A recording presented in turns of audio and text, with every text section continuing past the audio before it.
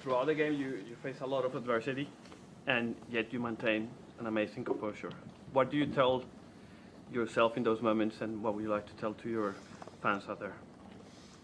Well, first I want to congratulate Sinner for playing a great match, a great tournament so far. He's deservedly in the finals.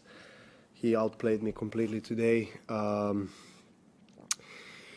Look, I was in a way shocked with my level, you know, in a bad way. I mean, not much I was doing right in the first two sets, and yeah, I guess this is one of the worst Grand Slam matches I've ever played, at least that I remember. So yeah, you know, not a very pleasant feeling playing this way, but at the same time, you know, credit to him for doing everything better than me, you know, in every aspect of the game.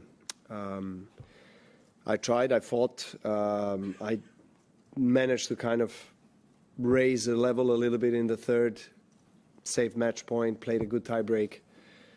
But again, you know, the fourth set, very bad game to lose, you know, 40 love up on 1-2 and kind of against the wind a little bit. And yeah, just overall, the performance-wise level of my tennis was you know, really not great. So yeah, I guess in those moments you just try to, you know, find the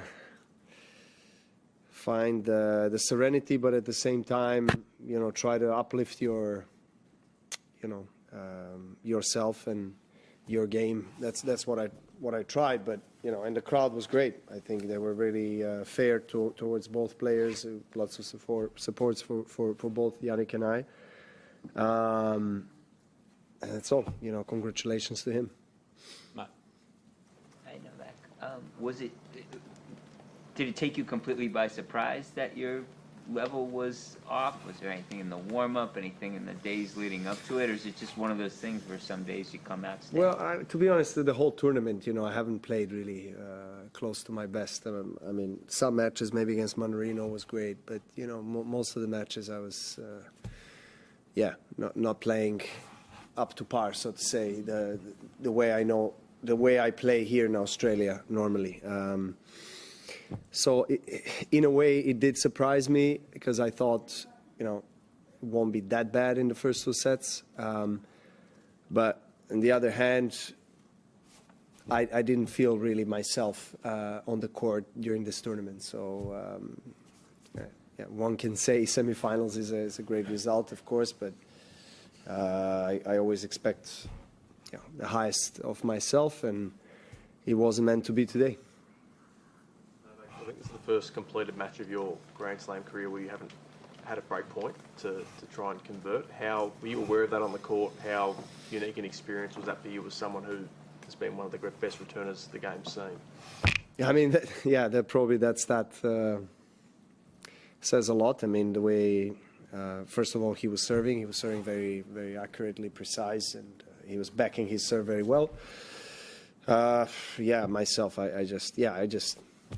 it's hard to describe, you know, everything. I mean, we don't have that much time. I mean, there's a lot of negative things that I've done on the court today in terms of my game, so that I'm not really pleased with in return, or, you know, movement, or forehand, you know, backhand, everything, you know, was just subpar.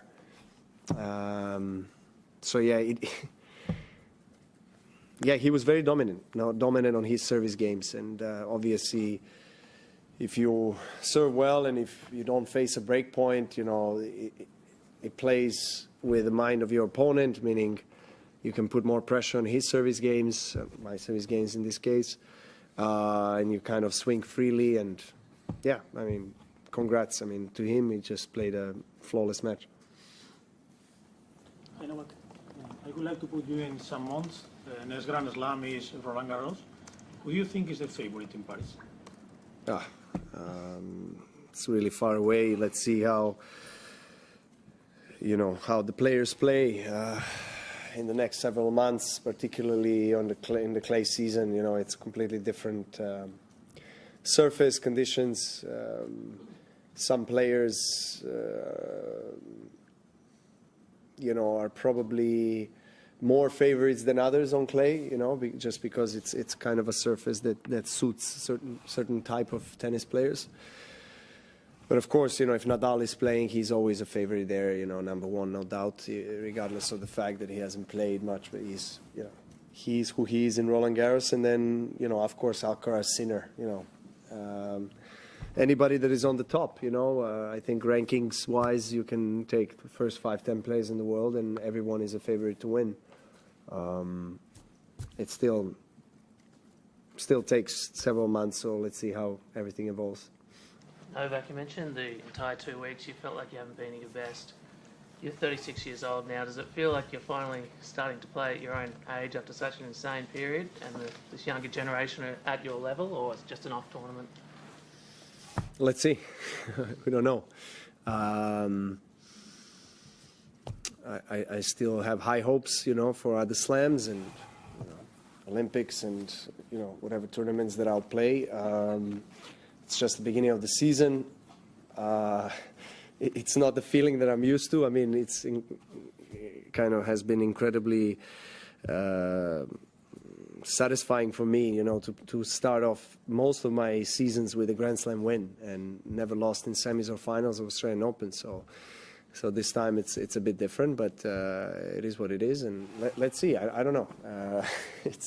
This tournament hasn't been, as I said, up to my standard or criteria or the level that I would normally play or expect myself to play, but doesn't necessarily mean that it's beginning of the end, you know, as some people like to call it. But yeah, let's see what happens in the rest of the season.